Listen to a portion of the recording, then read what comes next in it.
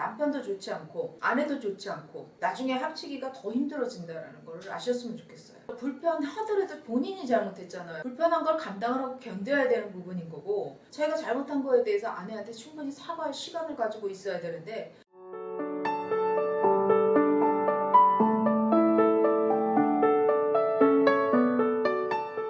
배우자 외도가 발생하고 난 다음에 좀 떨어져서 지내는 시간이 필요하다. 당분간 별거를 해야 되겠다. 떨어져 있다 보면 서로 생각을 좀 하지 않겠는가. 그런데 이게 남편 외도와 아내 외도가 물론 다르고요. 남편 외도 같은 경우에는 불편한 부분들이 굉장히 많기 때문에 밖에 나와서 반성을 하고 후회를 하고 뭔가 정리를 하겠지라고 생각을 하시겠지만 마음 편해지지 않습니다. 오히려 더 불안해지고, 시간이 계속 가다 보면은 나가서 있는 상태에서 자기 나름대로 살 수 있는 공간이나 이런 것들을 마련해 놓고 거기에 적응하거든요. 그럼 집에 돌아오는 게 싫은 거예요. 자기만의 공간에서 누구한테 스트레스 받지도 않고, 그렇다고 이혼한 것도 아니고 이 상태가 유지가 되다 보면은 그 편안함에 익숙해져서 집으로 돌아오려고 하지 않는다는 거죠. 내가 이렇게 왔다 갔다 하면서 아빠 노릇해도 되고 오히려 더 이게 더 편할 수도 있겠구나, 이렇게 생각을 할 수도 있다는 거죠. 남편도 좋지 않고 아내도 좋지 않고 나중에 합치기가 더 힘들어진다는 걸 아셨으면 좋겠어요. 남편이 불편해서 집을 나가려고 하는 경우도, 이럴 경우에는 안 나가는 게 맞죠. 불편하더라도 본인이 잘못했잖아요. 불편한 걸 감당을 하고 견뎌야 되는 부분인 거고, 지금 이 남자한테 필요한 거는 이혼이 아니잖아요. 그럼 같이 살려면 자기가 잘못한 거에 대해서 아내한테 충분히 사과할 시간을 가지고 있어야 되는데,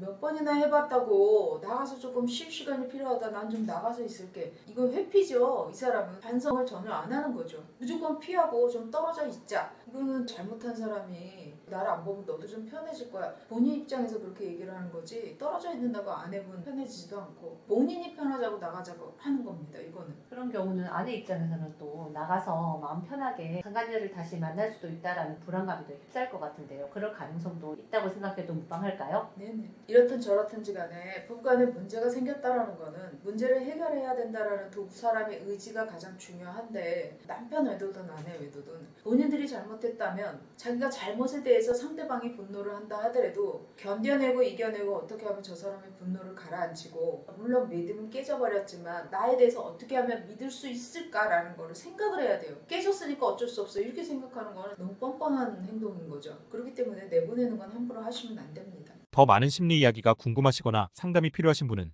아래로 연락해 주시기 바랍니다.